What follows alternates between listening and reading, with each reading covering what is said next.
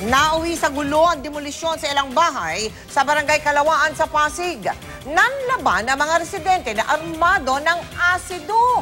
At pasintabi po sa mga naghahapunan, pati dumi ng tao. Hindi bababa sa 10 ang sugatan kabilang ang isang pulis na nalapno sa balat. Nakatutok si PR Kanghel.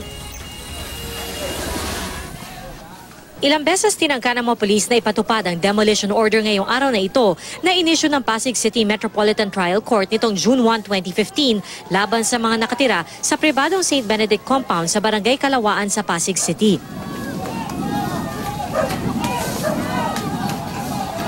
Pero sa tuwing lalapit sa entrance ng compound, napapaatras ang mga pulis.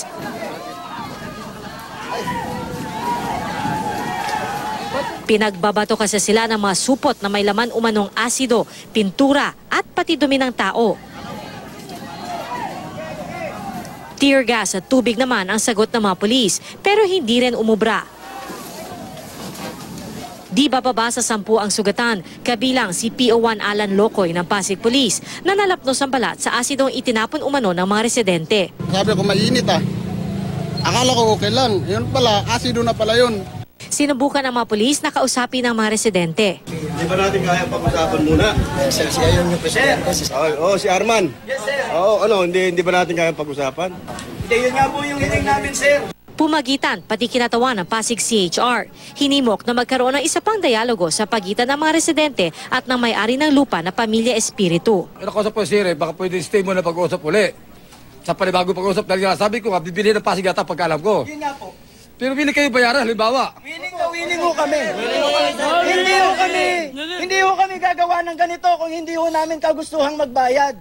20 million pesos cash ang hinihingi umano ng may-ari ng pribadong lupa, pero hindi ito nabayaran ng mga residente sa loob ng ibinigay na palugit. Kaya bandang 2:00 ng hapon, sinubukan ng court sheriff na kausapin muli ang may-ari ng lupa. Pero hindi pa rin daw ito pumayag sa isa pang negosasyon, kaya itinuloy ang tangkang demolisyon.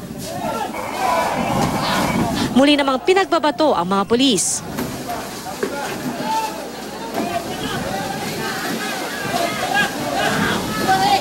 Eksaktong 3:00 ng hapon, ipinatigil ng mga otoridad ang pagpapatupad ng demolition order base sa Urban Housing and Development Act. Pero nakiusap rin sila sa mga residente na kung maari, sila na rin mismo ang maglinis ng mga basurang ipinagbabato nila. Nananatili namang kandado at nakabarikada ang gate ng St. Benedict compound at bantay sarado pa rin ng mga residente dahil wala pang katiyakan kung kailan itutuloy ang pagpapatupad ng demolition order. PR Kanghel, nakatutok, 24 oras.